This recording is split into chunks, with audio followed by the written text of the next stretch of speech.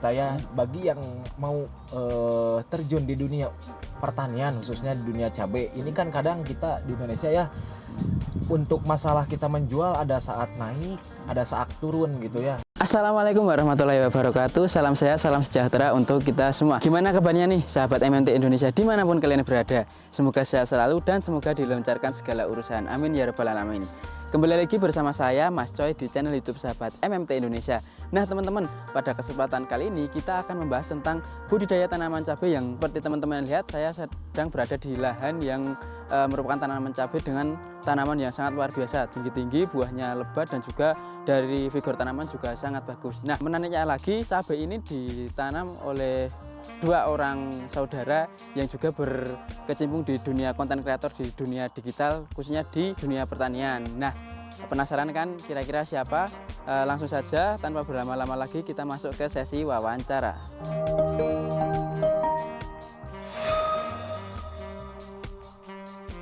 Baik sahabat MMT Indonesia dimanapun kalian berada, seperti yang sudah saya katakan Pak dari awal, pada kesempatan kali ini merupakan salah satu episode yang sangat spesial karena mungkin di sini ada sang petani dengan tanaman yang sangat luar biasa dan juga beliau ini juga aktif di konten kreator dalam dunia pertanian. Monggo untuk AA-nya bisa memperkenalkan diri dulu satu-satu mungkin. Selamat siang ya untuk semuanya dimanapun berada. Ini saya perkenalkan dari channel Tani Dua Saudara ya. Alhamdulillah kedatangan dari MMT Indonesia ya, sahabat MMT Indonesia. Saya di sini dan perkenalkan saya Andri dan ini ada Sandi ya. Kita berdua pokoknya di sini. Alhamdulillah saya di sini udah tanam beberapa kali ya dan saat ini fokus di tanam cabai rawit. Nah, alhamdulillah berkat kedatangan dari jauh-jauh dari Magelang ya Pak ya. Nah, kebetulan mungkin sekarang silaturahmi bisa kolaborasi. Nanti juga kalau misalkan mau lihat channel kita, tinggal klik aja di channel Tani Dua Saudara ya. Nah, begitu A. Nah, jadi alhamdulillah teman-teman pada kesempatan kali ini kami sahabat MMT Indonesia alhamdulillah diberi kesempatan untuk bersilaturahmi ke salah satu konten kreator di dunia pertanian, yaitu dengan nama Tani Dua Saudara oleh Andri dan Nak Sandi sendiri. Yang di sini untuk alamatnya di mana kalau boleh tahu? Ini alamatnya di Calak Kidul, Kecamatan Gunung Halu, Kabupaten Bandung Barat. Calak Halu, Kabupaten Bandung Barat. Calak Kidul, Kecamatan Gunung Halu. Gunung Halu ya? Ya, Gunung Halu ini kecamatannya, masuknya daerah Kabupaten Bandung Barat. Kabupaten Bandung Barat. Jadi mungkin teman-teman yang di daerah Bandung mungkin udah familiar ini dengan Tani Dua Saudara, dengan apa itu namanya, wajah-wajah dari Sandi dan juga Andi ini ya. Kebetulan jadi Andi juga sering banget nih live TikTok ya. Oh, kadang ya sering kita masih pemula juga ya. Jadi banyak belajar yang banyak suka nanyain di channel sebelah ya, di TikTok gitu. Jadi sering upload di sana, sering upload juga di Facebook ataupun di YouTube gitu kan. Alhamdulillah sambil kita nggak tiap harinya, jadi nggak sambil menanam doang gitu jadi biar gak jenuh lah gitu ya. Intinya kita apalagi ya sekarang udah sosial media udah berkembang gitu ya, jadi kita nggak mau juga ketinggalan gitu pengen agak milenial lah gitu ya.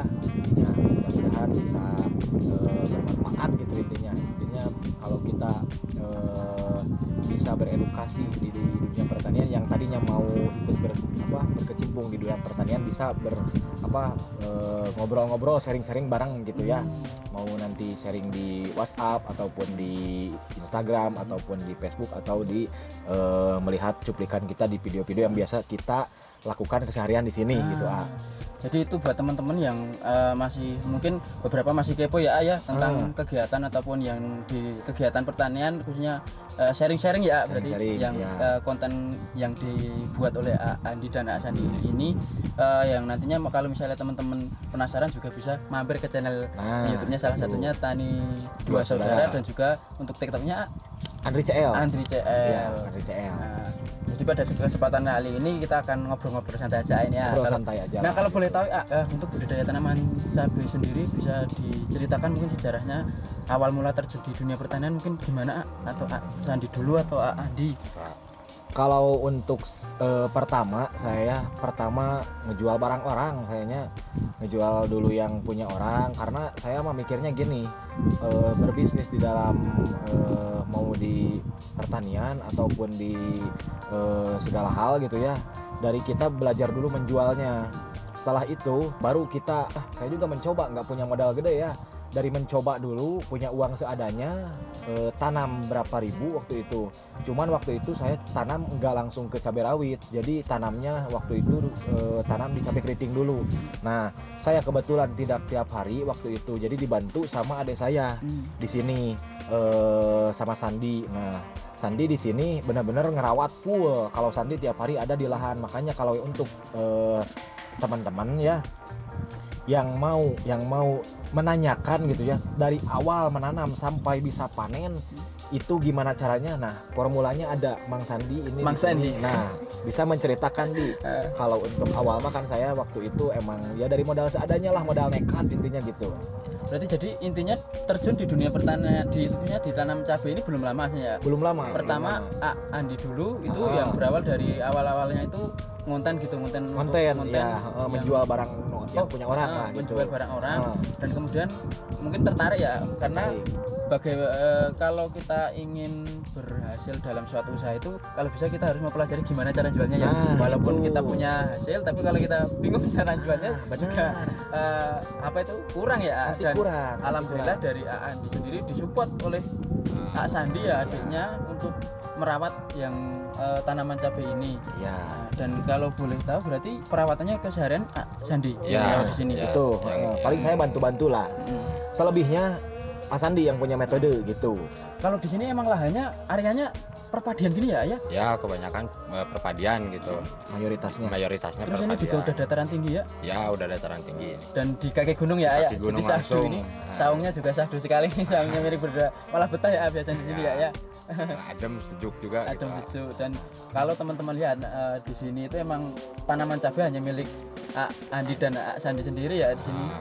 Lainnya nggak ada, mungkin ada tapi tanaman padi ya. tanaman padi palingnya jumlah skala kecil lah. Cuma gitu. skala kecil ya. Pakai polybag gitu. Jadi yang sama saya kayak gini yang di lahan langsung tuh jarang gitu. Pertama mungkin di modal ya kalau orang-orang kampung. Jadi kalau di modal emang ya yang saya rasain, yang saya alamin emang di modal untuk pertanian di Palawija ya, terutama di cabai itu sangat punya saku double lah gitu istilahnya.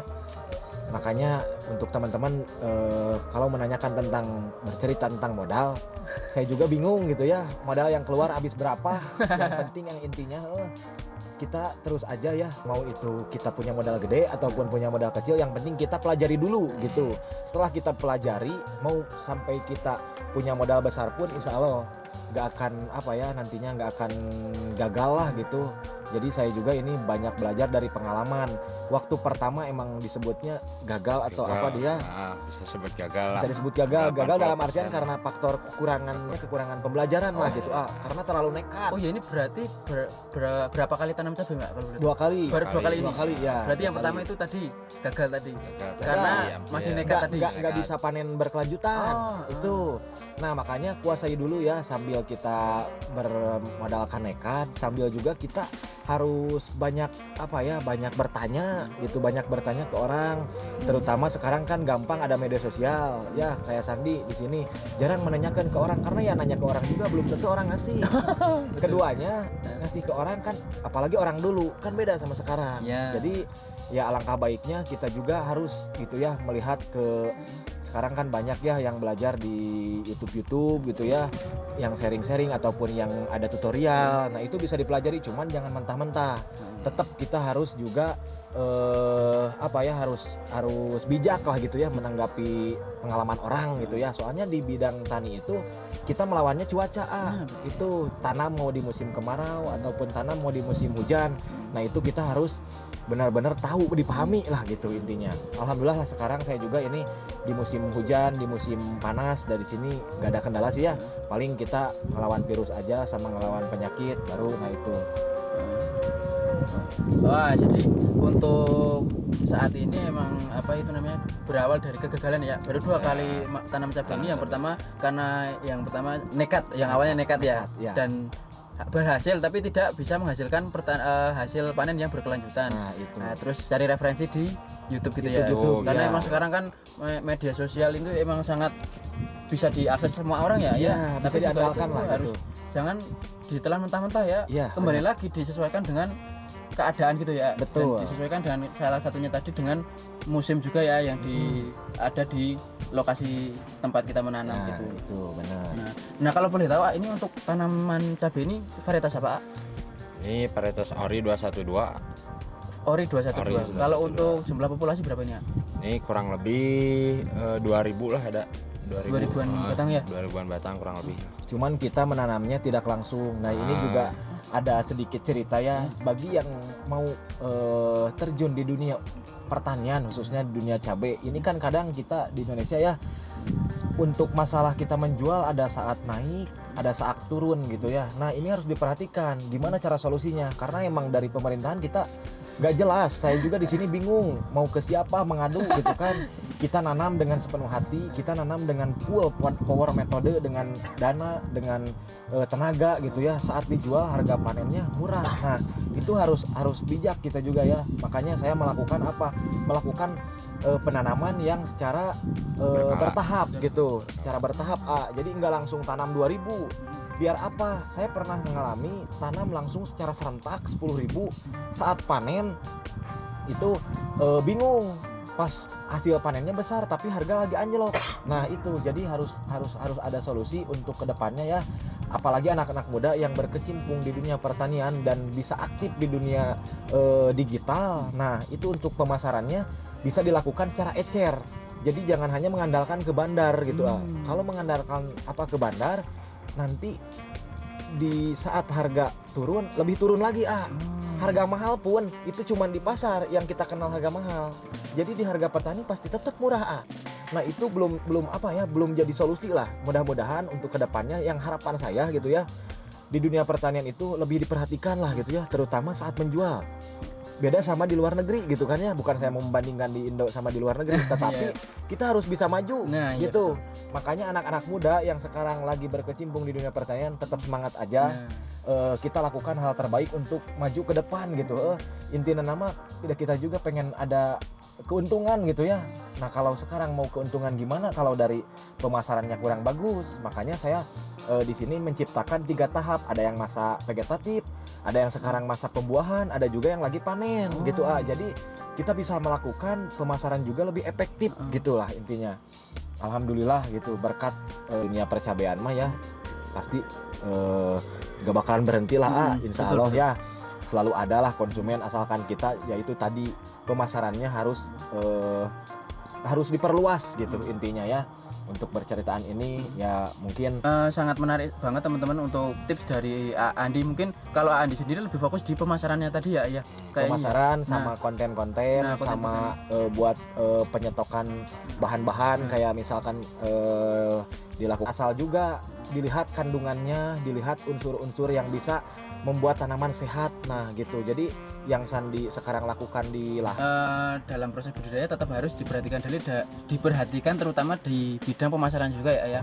Dan juga penanamannya itu mungkin bisa dicontoh untuk teman-teman ya. Jadi misalnya nggak harus nanam sekali itu langsung 1000 batang, tapi bisa bertahap gitu ya. Mungkin ada yang lagi generatif, vegetatif, ada yang siap panen, biar untuk perputaran modal juga bisa menghasilkan, dan juga untuk harga jualnya mungkin jauh lebih bisa dikontrol ya. Kena di berbagai hal harga lah Nah, gitu itu intinya. salah satu trik keunggulannya. pemasaran dari Andi ini tadi. Tapi kita harus tahu juga kelemahannya apa, Sok. Menurut Endi yang Kalau, yang sekarang total merawat di sini. Jadi yang metode itu ampuh atau gimana menurut Endi, Sok? Kalau menurut saya pribadi ada kekurangan juga, ada kelebihan juga ya. Kalau misal ini yang vegetatif, ini yang pembungaan atau ini yang masa panen, kita harus mencatat juga gitu pemberian nutrisi, pestisida dan yang lainnya gitu ya. Soalnya kadang sering lupa kadang yang udah masa panen kita kasih pupuknya ini, terus yang vegetatif lupa nih, padahal udah waktunya pemberian pupuk tapi lupa. Nah itu mungkin kekurangannya gitu ya, cuma kelebihannya yaitu sendiri tadi yang kata si AA gitu ya, dari mulai nanti soal harga bisa agak kondusif lah, bisa ngikutin, jadi nggak terpatok lagi harga mahal atau lagi harga murah, ya jalanin aja lah gitu. Jadi emang untuk melakukan metode tanam yang bertahap itu emang harus berat. Kelemahannya emang tadi emang perawatannya agak lebih ekstra ya. Lebih ekstra, kita harus jeli banget ya. Jadi Harus soalnya tahu juga yang ini ya. spray, itu juga spray Iya. kan jadi bentrok. Sedangkan kita jam-jamnya kan ada yang bisa dilakukan di pagi, di sore, jadi efektif lah. Tapi kalau kita berdua menanamnya, merawatnya lah, jadi yang di sini Sandi bisa merawat, yang di sana sama saya gitu. Jadi nggak serentak langsung ya, sendiri repot kalau sendiri ya. Nah itu jadi intinya mah kalau kita udah pernah mencoba dan dari belajar dari pengalaman, insya Allah bakal menuju sukses lah intinya gitu. Pengalaman itu ada guru berharga ya. Berharga banget, itu berharga walaupun pernah gagal atau apa, tapi kalau kita nggak mencoba nggak bakalan tahu gitu. Nah ini sebelum lanjut kita ke pembicaraan yang selanjutnya nih, berhubung ada kopi udah disediain sama Andi sama Sandi, ngopi haula ya. Santai-santai dulu ya. Biar fresh. Di Cocok kebun banget. mah nikmat, di kebun Nikmat mah atau ya, posisinya kita mau berinovasi metode sendiri bisa, karena kebetulan lahan saya di sini tuh nggak ada dana dari siapa-apa, jadi dari sendirilah Semuanya gitu ya? ya. Dananya punya sendiri, kita merawat sendiri. Waktu itu kan pernah saya buruh ke orang. Nah banyak yang bertanya juga ke saya, gimana kalau mau bertani, kalau misalkan kita mengerjakannya ke orang lain. Nah ke orang lain kan menurut saya ya, kalau orang lainnya itu udah paham ya enak juga, tapi yang orang lainnya kurang paham kan kita tetap bayar mah segitu. Oh berarti untuk penggarapan segini itu dikerjain Ini dilakukan sendiri berdua ini.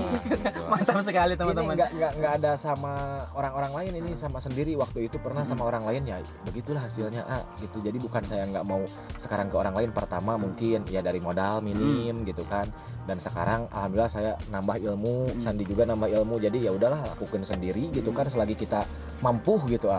Nah teman-teman, gimana? Menarik bukan cerita dari Andi dan juga Sandi ini yang berkecimpung di dunia pertanian sekaligus juga berkecimpung di dunia konten kreator di bagian pertanian. Nah, ingin tahu bagaimana kelanjutannya seperti apa? Jangan lupa tetap stay tune di channel YouTube Sahabat MMT Indonesia untuk tahu bagaimana kelanjutan dari episode kali ini.